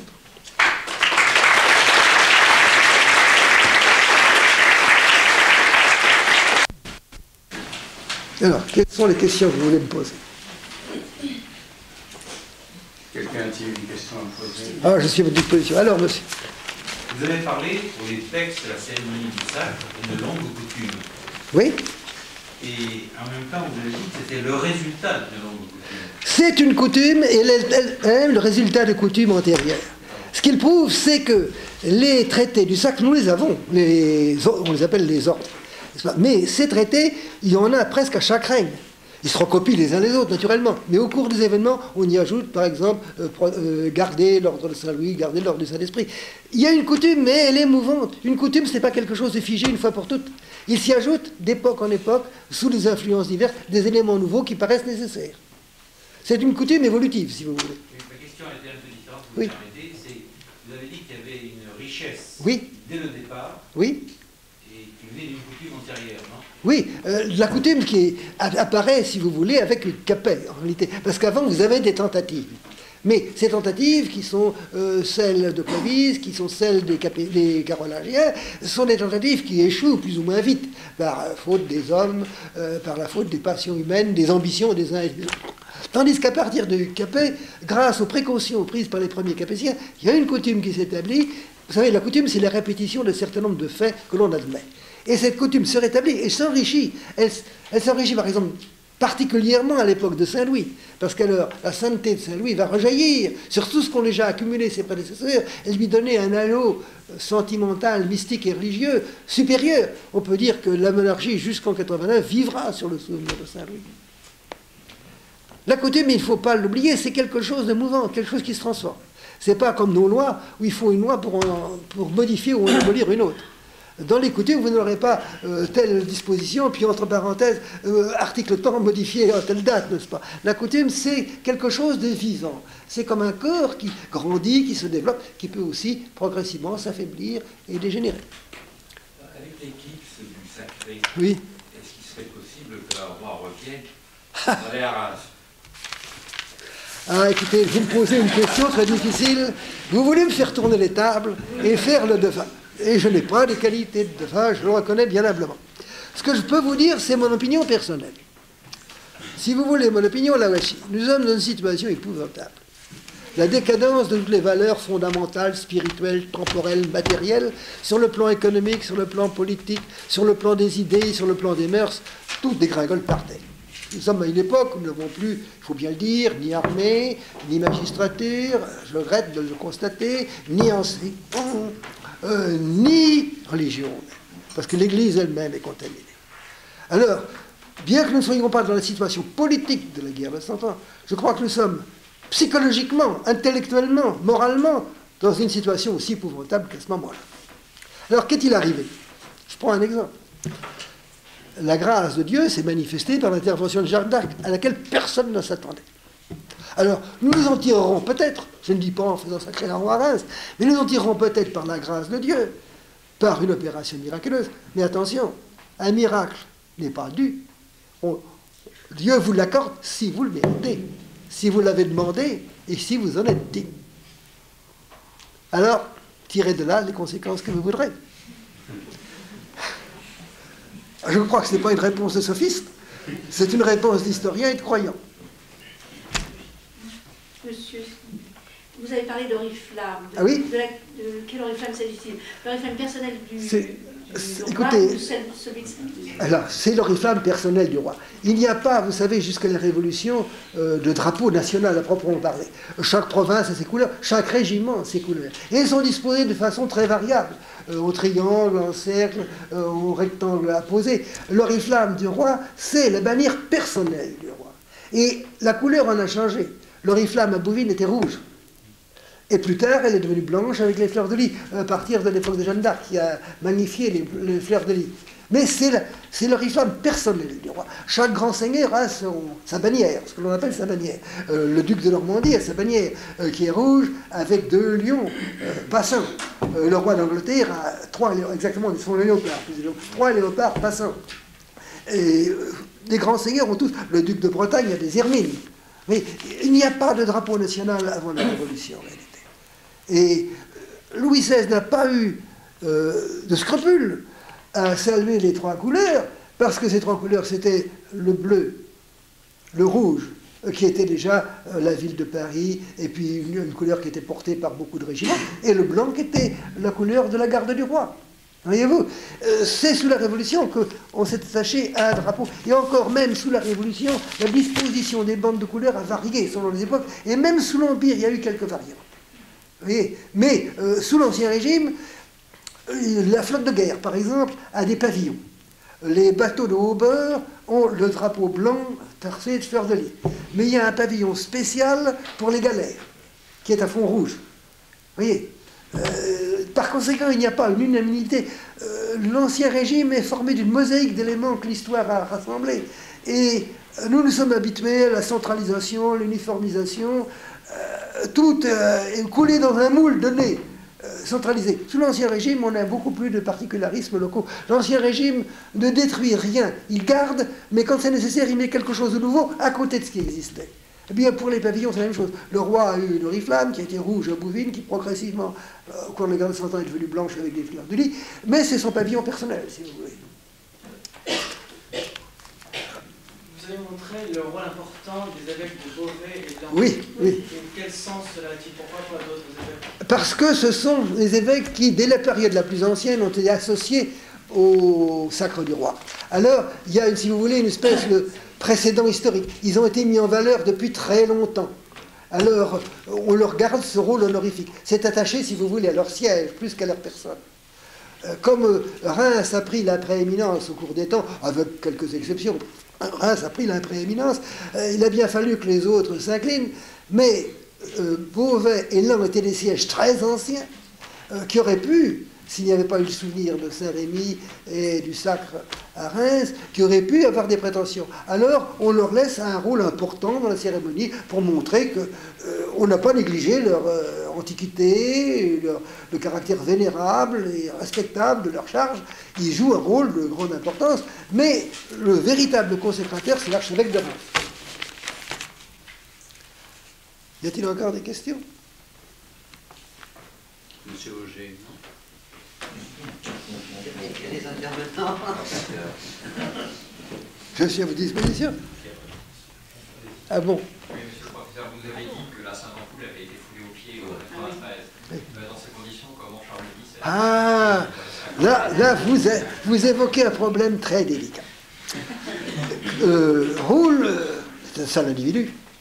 Et non seulement il a brisé la Sainte-Ampoule, mais il l'a fracassé avec les talons de ses bottes. Alors, on a dit sous la Restauration que quelqu'un avait ramassé quelques gouttes de la Sainte-Ampoule, qu'il l'avait camouflé, qu'il l'aurait rapporté après. Ça me semble bien difficile à admettre. Bien difficile, parce que mettez-vous dans l'atmosphère de l'époque. Ça a été fait en public, dans la journée, en plein air. vous comprenez bien que quels que soient les sentiments du public, même s'il y avait des croyants, s'il y avait des gens qui étaient des royalistes, il était impossible dans une foule nerveuse et agitée, en présence d'un conventionnel, d'aller ramasser des fragments du verre de la Sainte-Ampoule et quelques gouttes dans la flaque qui était sur le pavé de la cathédrale. On l'a peut-être fait de nuit, plus tard, après, dans la mesure où ça n'a pas été balayé par les pas de la foule. La pluie aussi, on ne sait pas s'il a plu ce jour-là, ça il faut se vérifier. Enfin, mettons même qu'il n'ait pas plu. Il y a tout de même une foule qui a passé par là toute la journée. Ah, on prétend qu'on en a trouvé quelques gouttes, je veux bien le croire, mais enfin, ça me semble très discutable. Alors, je vous dirais que si vous vous intéressez aux questions du sacre, il y a un volume relativement récent qui est paru aux Belles Lettres. C'est un colloque qui s'est tenu il y a quelques années sur les sacres des rois en général. Alors, ce colloque qui date de 1985, donc c'est intéressant, vous donne des renseignements très utiles sur les sacres des rois. Et je suis d'accord sur beaucoup de points, notamment avec ce que dit le professeur Karl Werner, qui est un très grand savant et qui a parlé des Capétiens, avec ce que M. Vigry a dit des sacres des rois de France, qui est très intéressant, bien que ça puisse être complété et continué, et ce qu'a dit sur le sacre ultérieurement certains des professeurs qui sont des spécialistes à cette époque-là, pour les Capétiens, Werner, pour les rois wisigoths, pour les Carolingiens, et pour le problème des écrouelles. Enfin, vous avez tout. Vous avez l'étude de la fête, l'étude et le sens des opérations, le sacre de Louis XIV, les politiques tirées du sacre avec M. Mounier de l'Institut, une étude spéciale du sacre de Louis XVI et des sacres de Louis XVI à Charles X.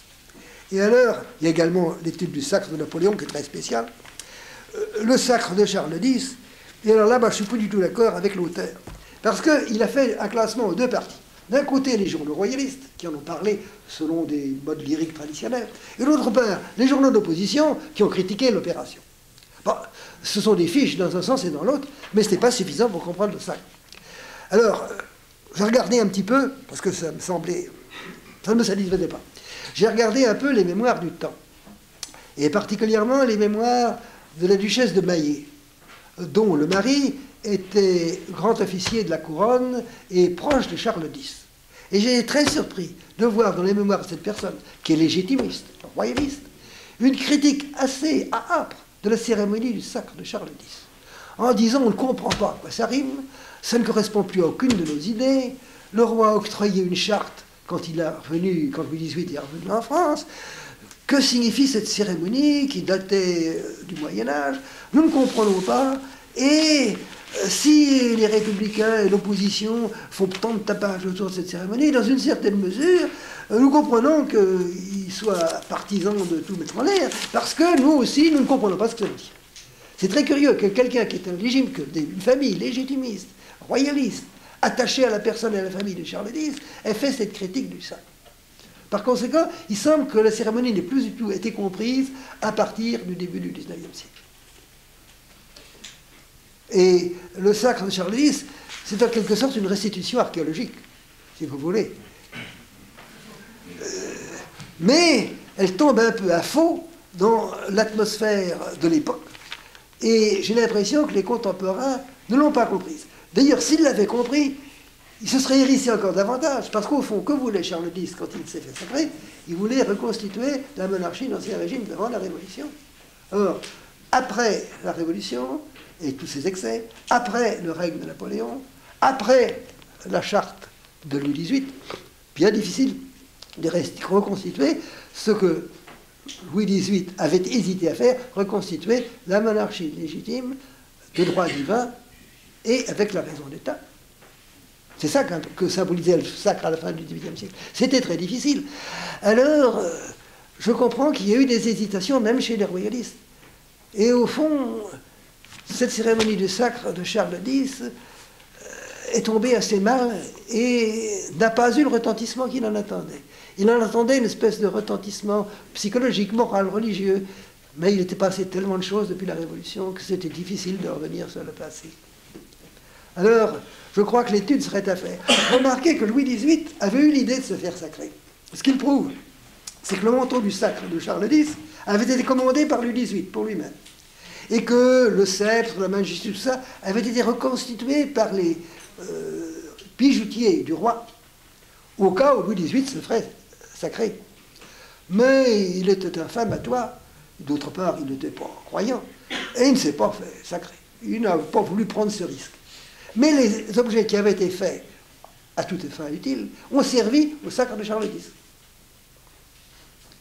Alors, Louis XVIII, vous voyez, avait senti que ce n'était pas le moment. Charles X, qui certainement avait de bonnes intentions, mais qui n'avait peut-être pas le flair qu'avait Louis XVIII, a voulu reconstituer la monarchie traditionnelle, absolue et de droit divin. Et je crois que ça n'a pas réussi, même sur ses partisans, vous voyez. Je crois qu'on pourrait reprendre l'étude du sacre de Charles X et mériterait d'être prise à fond, parce que ce qui a été fait dans ce colloque me semble très superficiel. Ça montre les opinions de la presse d'un côté, l'opinion de la presse de l'autre côté, mais il faudrait voir l'opinion des contemporains, prendre tous les mémoires du temps. Moi, je n'ai eu le temps de regarder les mémoires de Madame de Maillet, parce que je les avais sous la main, et j'ai été, je veux dire, surpris en voyant que cette légitimiste ne comprenait pas du tout les cérémonies du sacre. Y a-t-il d'autres questions? Vous n'êtes pas très curieux. Ah, monsieur. Les Orléans.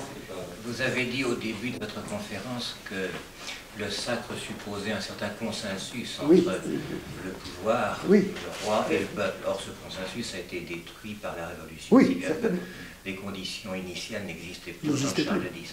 Seulement, l'auteur d'une communication dans ce livre que vous avez cité, justement à propos de Louis XVI, explique que Louis XVIII et Charles X, au moment du sacre de leur frère, s'étaient conduits comme des galopins mal élevés. Oui, ils sont très mal conduits. Très mal. Ils ont bien changé d'attitude. Bien sûr. Seulement, il dit aussi que déjà au temps de Louis XVI, les conseillers de Louis XVI avaient déconseillé au roi de se faire sacrer, donc l'opinion commençait à changer. Et c'est Louis XVI qui a voulu être sacré dans les formes anciennes, sans qu'on ne change rien du tout. Il est le dernier à avoir réussi à retrouver ce consensus autour de son sacre. Mais après, c'était fini. Remarquez, il y a une chose curieuse que je ne vous ai pas dite, c'est que souvent, quand le festin ne finit pas trop tard, le roi quitte ses habits officiels d'ornement, se met en tenue ordinaire, et il va faire quelques pas dans la ville, surtout quand il y a des avenues, des ombrages, pour se délasser de cérémonies si fatigantes et si longues. Et par exemple, Louis XVI, à la fin de la cérémonie, s'est mis en civil, si j'ose dire, puis il a pris la reine à son bras, ils se sont promenés sous les allées de Dorme, et naturellement, le public qui était encore nombreux par là, les saluait, leur prononçait leurs vœux, et un jeune homme, qui est l'élève d'une des écoles, est venu et a récité un compliment en l'honneur du roi pour lui promettre tous les vœux de tout le royaume. Il s'appelait Maximilien de Robespierre.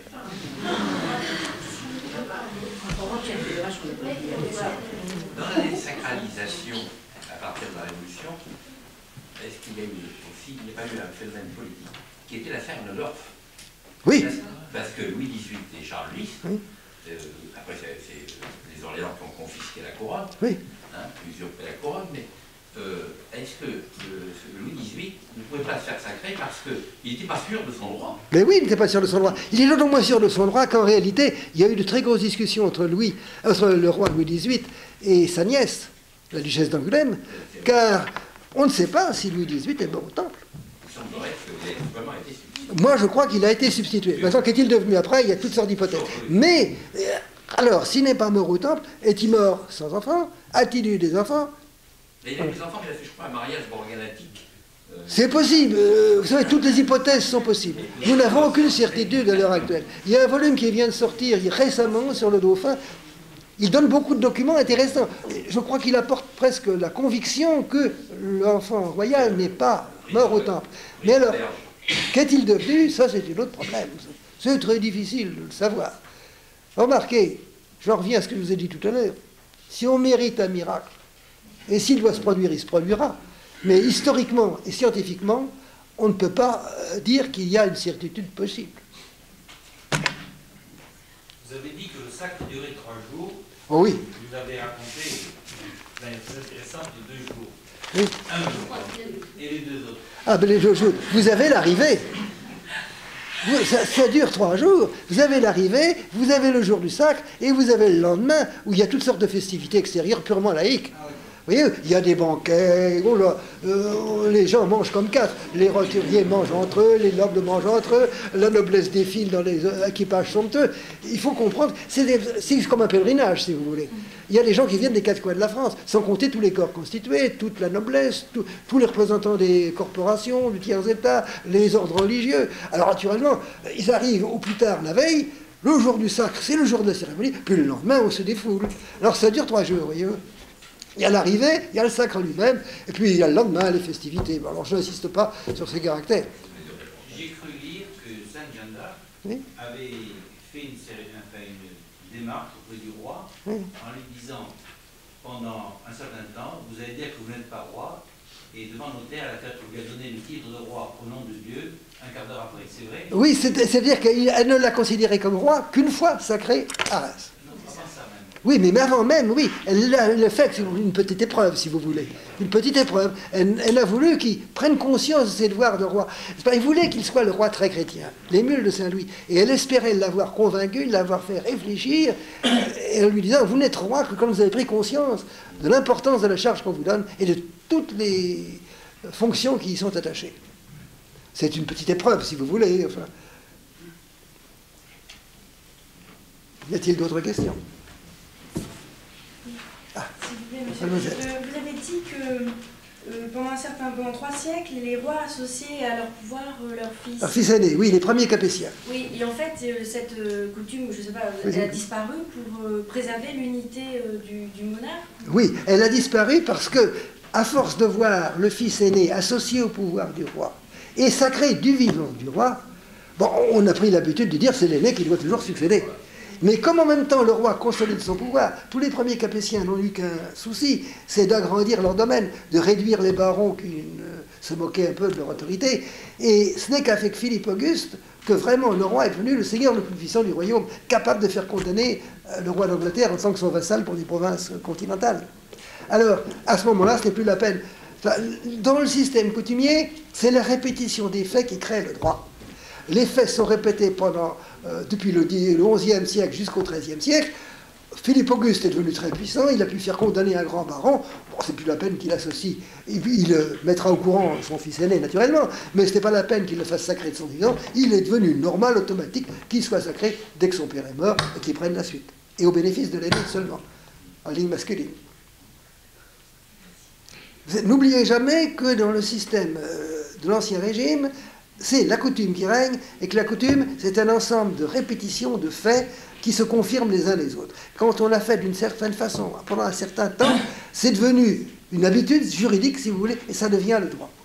Au début, on aurait pu voir des contestations s'élever pour le fils de Capet ou de son successeur. Mais quand, pendant 2 siècles, ils ont associé leur fils à leur règne, ils l'ont formé, qu'ils l'ont fait sacré avant de mourir, eh bien, il arrive un moment où on dit, mais oui, c'est normalement l'aîné qui doit succéder à son père. Et même plus tard, quand il y aura des édits royaux qui diront que le roi est roi dès la mort de son père, ils ajouteront, il doit se faire sacrer le plus vite possible. Ce qui prouve qu'il reste encore quelque chose de l'ancienne idée, où c'était le sacre qui faisait le roi, même quand c'est le moment où on dit c'est la légitimité qui fait le roi. Il reste quelque chose de la période antérieure. D'autres questions? Monsieur l'abbé.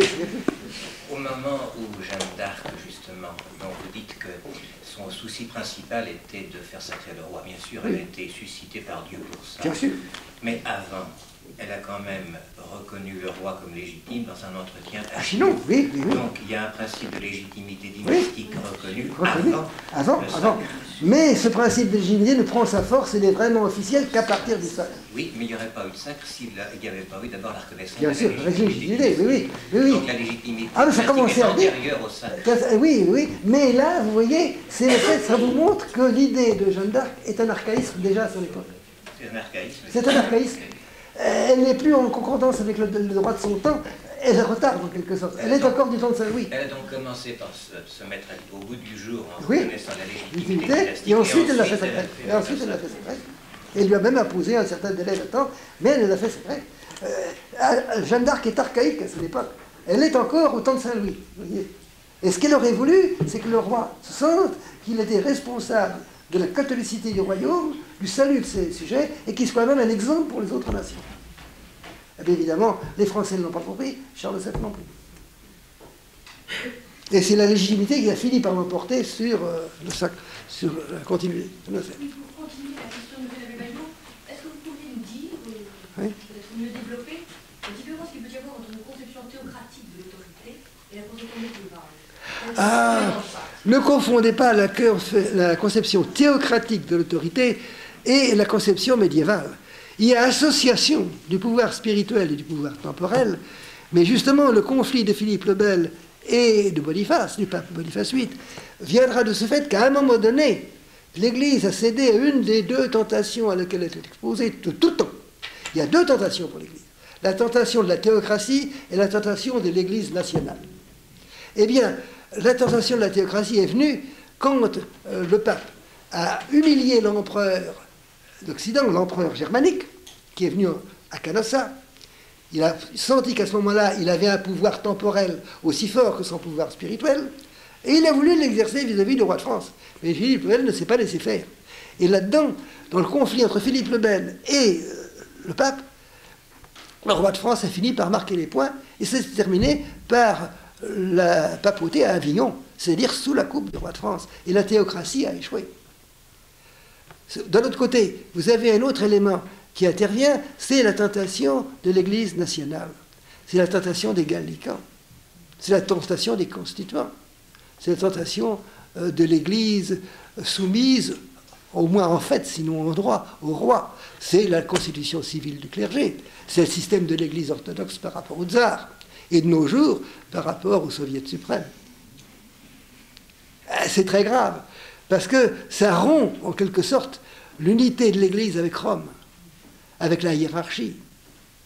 De même qu'il est mauvais que le pouvoir spirituel s'attache à des éléments temporels, et s'il a une prééminence morale et spirituelle sur les rois, ce qui est bien, il ne faut pas que ça aille tout de même jusqu'à se mêler de la politique extérieure et intérieure des États. Oui, il peut prêcher la paix entre les États, leur dire allez à la croisade, arrêtez la guerre. Mais dicter, comme l'a fait un instant le pape, ce qui intéresse la politique intérieure, même Saint-Louis, qui n'est pas suspect à cet égard, à certains moments s'est opposé à certaines prétentions de la papauté. Et, à mon avis, il y a deux tentations très graves pour l'Église, la théocratie d'un côté et l'Église nationale de l'autre. Parce que l'une fait passer tout ce qui est religieux dans un domaine temporel qui n'est pas son domaine, et l'autre soumet directement ou indirectement, officiellement ou insidieusement, les problèmes de foi à l'autorité d'un homme, ou d'un groupe d'hommes, peu importe. Regardez ce qui se passe en Russie de nos jours. Au fond, l'Église orthodoxe est soumise au soviet suprême comme elle était soumise au tsar. Elle ne pouvait pas s'en charger. C'est une Église nationale. Pas une Église nationale, c'est un grand danger. Parce que ça rompt plus ou moins l'union avec Rome. Regardez ce qui se passe en Chine. L'Église catholique chinoise, c'est une Église qui ne peut pas se rattacher à Rome, à qui on interdit d'avoir des liens avec Rome. L'Église nationale, si vous voulez, parce qu'elle est dans la main du pouvoir laïque qui domine le pays. Alors, la tentation de l'Église nationale, la tentation de la démocratie, à mon avis, ce sont les deux précipices entre lesquels l'Église doit louvoyer. Il y a eu des époques où le pouvoir temporel et le pouvoir spirituel étaient convergents. C'est ce qui s'est passé, si vous voulez, entre l'avènement de Capet et le règne de Saint-Louis et le début de la guerre de 100 ans. Puis après ça, il y a eu des divergences qui se sont produites. Alors qui sont traduites soit par l'échec du pouvoir laïque, soit au contraire par la diminution, la régression du pouvoir spirituel. Je vous en parlerai peut-être dans 2 mois, en vous parlant de la convergence ou de la divergence de ce que j'appelle l'honneur du roi et l'honneur de Dieu. Mais ça, c'est autre chose, c'est notre problème. Les cérémonies du sacre me semblent très bien illustrer cette subordination, en fait, ce qu'on appelle la théorie de la subordination indirecte. C'est la subordination indirecte, oui. Pouvoir, ah oui, oui. C'est-à-dire que le roi doit toujours se poser en conscience le problème de savoir s'il est fidèle à la loi de Dieu. Et si il n'aura pas à répondre un jour devant Dieu des décisions qu'il prend. Si ces décisions sont justes et sont appuyées sur une appréciation exacte des nécessités du pays, du royaume, de la nation, comme vous voudrez, alors, quel que soit le résultat, ayant agi justement, il sera jugé comme injuste. Si au contraire, il se laisse aveugler par la passion, par les intérêts personnels, par le désir excessif de la gloire, etc., alors il commet une faute très lourde. C'est sûr qu'il est libre dans son royaume. Il est libre dans son royaume, mais il en rendra compte. Il doit mener ses sujets vers... Remarquez qu'il y a à cet égard-là de très belles pages dans le testament de Louis XIV. Il y a de très belles pages dans le testament de Louis XIV, qui reconnaît certaines des fautes qu'il a commises et qui met en garde son successeur contre ce à quoi il a succombé. Mais ces choses-là sont peu connues. L'histoire officielle en parle peu. On aime mieux parler de la souveraineté de l'État, etc. C'est une notion abstraite. Mais il faut reconnaître que même des souverains qui, personnellement, ont pu avoir des défauts, qui ont pu pécher, par exemple Louis XV, on a dit des horreurs sur Louis XV. Évidemment, c'était un homme ayant un caractère très flambant, très aventureux, enfin, très passionné. Il a eu de multiples liaisons, mais c'est un homme qui avait une foi profonde. Quand il rencontrait le Saint-Sacrement qu'on portait à un malade, il descendait de son cheval ou de son carrosse, il s'agenouillait dans la poussière jusqu'à ce que le Saint-Sacrement soit passé. Et quand il était dans une situation grave, il faisait venir son confesseur. Il avait des passions qu'il ne savait pas maîtriser, mais il était croyant. Et il savait qu'il faisait mal, et il se repentait. C'est déjà beaucoup, vous savez.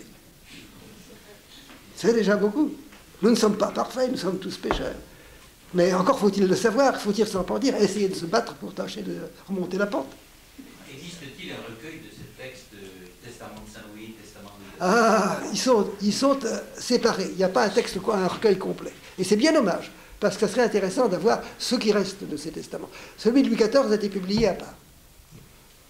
Et il mérite d'être lu, parce qu'il est d'abord très bien écrit, il est intéressant, il y a une très grande hauteur de vue, et un sentiment chrétien qui est le sentiment de la dernière partie du règne du roi.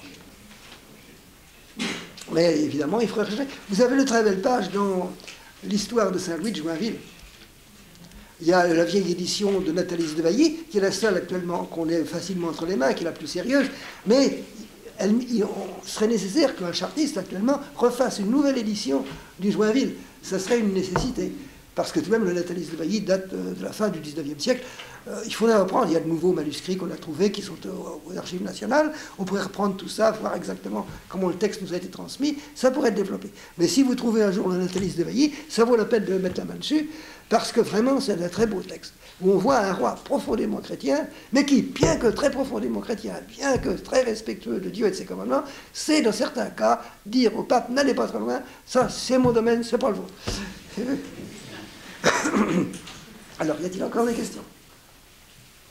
Est-ce que les cérémonies du sacre du roi de France seraient comparables à celles des autres rois? Ah, voilà une question très intéressante. Vous trouverez la réponse dans le bouquin que je vous ai signalé. Il y a un sacre des rois d'Angleterre.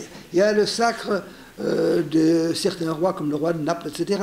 Il y a les sacres des empereurs romains germaniques, puis de l'empereur jusqu'à l'époque du début du XVIIIe siècle.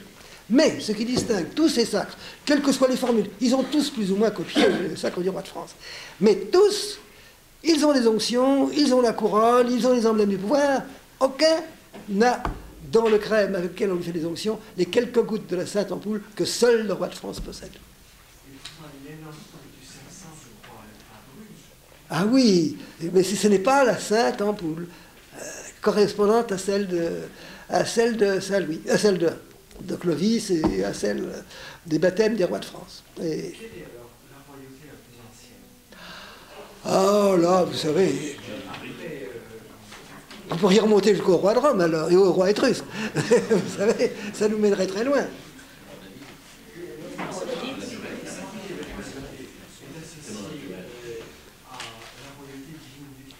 Écoutez, la royauté anglaise est plus récente que la royauté française. Le titre impérial qu'a ressuscité l'empereur romain germanique est plus récent que la royauté française parce qu'il s'est attribué ce titre plus tard que les Capétiens. Par conséquent, on peut dire que la royauté française est une des plus anciennes. Et s'appuyant sur la tradition de la Sainte Ampoule, le roi, quand il participe personnellement, ce qui est rare, à une négociation officielle avec les souverains étrangers, ou quand il y a un représentant qui discute avec les représentants étrangers, il a le pas sur tous les autres, même l'empereur, à cause de la Sainte Ampoule. Et pourquoi l'empereur a-t-il le titre de défenseur de la chrétienne? Ah, parce qu'il veut se dire le descendant de Constantin. Il prétend ressusciter l'Empire romain d'Occident. Ça, ils ont toujours voulu ressusciter ça, mais ils se sont heurtés à la féodalité germanique, qui a été beaucoup moins combattue que la féodalité française, et qui est restée très puissante jusqu'au XVIIIe siècle. De sorte que sa supériorité est une supériorité d'honneur, mais que dans la réalité, chacun n'en fait qu'à sa tête. Et qu'on voit des gens comme tel ou tel prince du sud de l'Allemagne prendre parti contre l'empereur sans le moindre scrupule. L'autorité de l'empereur même, jusqu'à l'époque de Joseph II et de ses successeurs, est beaucoup plus fragile que celle du roi de France. Le roi de France a pris un pays morcelé en différentes provinces, il l'a réuni, il l'a coordonné, il l'a centralisé, il l'a unifié. L'empereur est resté en présence de multiples États féodaux, très puissants, ayant même quelquefois leur politique extérieure différente de la sienne. Alors, c'est un assemblage assez hétéroclite et, somme toute, assez fragile, dont le dernier exemple sera l'empereur d'Autriche, qui est empereur de l'Autriche, de la Hongrie, et des pays qui forment actuellement les pays comme la Yougoslavie et l'Albanie. Alors, il est roi en Hongrie, il est empereur à Vienne, mais enfin, tous ces pays ont des tendances divergentes. Tandis qu'en France, il y a une sorte de concentration qui s'est faite. Et eux. Et le roi de France descendrait-il comme le cas de David? Ah, ça, c'est une théorie. La théorie davidique des rois de France, ça, marqué, je n'y vois pas d'inconvénient, mais scientifiquement, c'est pas prouvé. Il reste à faire la preuve, voyez-vous. C'est possible, bon, j'y vois pas d'inconvénient, mais faire la preuve dans le détail qui descend de David, ça c'est un petit peu difficile. Alors pourquoi ne descendrait-il pas des druides non plus pendant qu'on y est, vous voyez? Parce qu'on commence à connaître les druides, on commence à les connaître assez bien, bien qu'il n'ait rien laissé par écrit, parce qu'on commence à étudier les manuscrits des moines irlandais, et vous savez que la conversion des moines irlandais a commencé par les druides. Ils sont convertis au christianisme. Et immédiatement derrière eux, tous les Irlandais sont convertis également. Mais alors, ces druides irlandais n'avaient que des traditions orales, comme les druides de la Gaule. Mais dès qu'ils sont convertis au christianisme, ils ont appris l'écriture et ils ont mis par écrit, en irlandais, tout ce qu'ils savaient. Et alors maintenant, les historiens irlandais, malheureusement, ils écrivent dans un langage qui est très difficile pour nous, quand on ne sait pas l'irlandais, et ils mettent ça dans un langage moderne, et on s'aperçoit que ces gens-là croyaient à l'immortalité de l'âme, avaient une notion très précise de la divinité qu'ils considéraient comme un monothéisme. Et qu'ils avaient une religion qui n'était au fond pas tellement éloignée du christianisme. Leur conversion s'est faite en quelques mois. Ça a été une des conversions les plus faciles. Alors, il faudrait lire l'irlandais, que je ne lis pas malheureusement. J'ai été une fois à un pèlerinage qui se faisait à Saint-Étienne-du-Mont, où il y avait une série d'évêques et d'abbés irlandais en costume magnifique. J'espérais qu'ils auraient parlé en latin. Malheureusement, ils ont chanté en irlandais. Au bout de quelques minutes, j'avais l'impression d'être en présence d'une foule de chats qui miaulaient sur tous les tons. Et j'ai abandonné la cérémonie, je suis parti. Je ne comprenais pas, je ne savais pas où on en était. Alors, mais l'irlandais est une langue difficile. C'est une langue très difficile. Et il serait souhaitable que ces textes des historiens irlandais qui m'ont été signalés par des collègues et qui sont intéressants. Un collègue qui sait un peu d'irlandais, il m'a dit c'est très intéressant, ça nous ouvre des aspects extraordinaires. Mais il serait souhaitable que ça soit traduit au moins en anglais, qu'on puisse le comprendre plus facilement. Alors, avez-vous encore des questions à me poser? Ah, mademoiselle. Pourriez-vous expliquer pourquoi les rois de France voyaient une liaison étroite entre la royauté du Christ et la royauté de la France? Oui. Vous exprimez par la carte de la couronne oui. à la Sainte-Chapelle. Oui, écoutez, le Christ est le libérateur du monde, des hommes. Il prend sur lui les péchés du monde pour les libérer du péché. Il est le rédempteur et en même temps le protecteur. Et le roi de France, dans une sphère plus modeste, qui est temporelle, estime qu'il est le protecteur du royaume et, dans une certaine mesure, le libérateur du royaume par rapport aux guerres qui peuvent survenir et par rapport aux divergences, aux passions, aux révoltes qui peuvent se produire. Voyez-vous, il y a une comparaison qu'il ne faut pas pousser trop loin, mais entre le rôle rédempteur et protecteur du Christ et le rôle rédempteur et protecteur du roi. C'est dans cette mesure-là, n'est-ce pas, que Jeanne d'Arc dit au roi le roi des cieux est le roi de France, et vous serez son lieutenant. Et vous, il est celui qui, dans l'ordre temporel et matériel, incarne, temporellement, matériellement, cette supériorité qui n'est plus à Dieu, qui n'est que l'apanage de Dieu.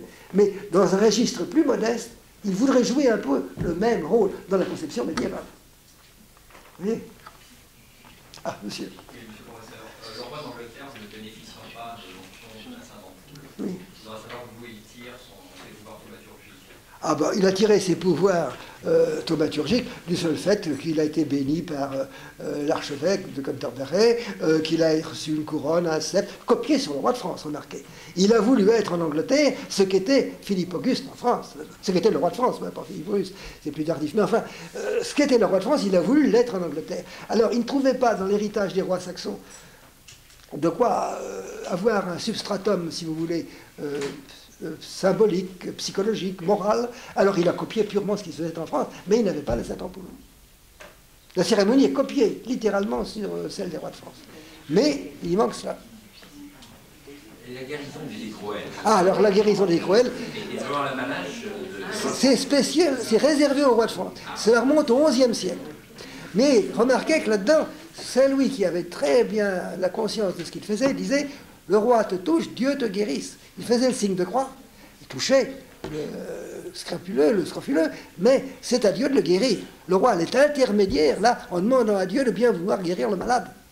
Ce n'est pas le roi en lui-même qui fait un miracle. Il ne fait pas de miracle. Il demande, il prie Dieu, qui vient de lui faire de très grandes grâces, de faire ce guérison comme une des manifestations les plus symboliques des pouvoirs qu'on vient de lui donner. Mais ce n'est pas le roi qui guérit, il n'est que l'instrument de Dieu qui seul peut guérir.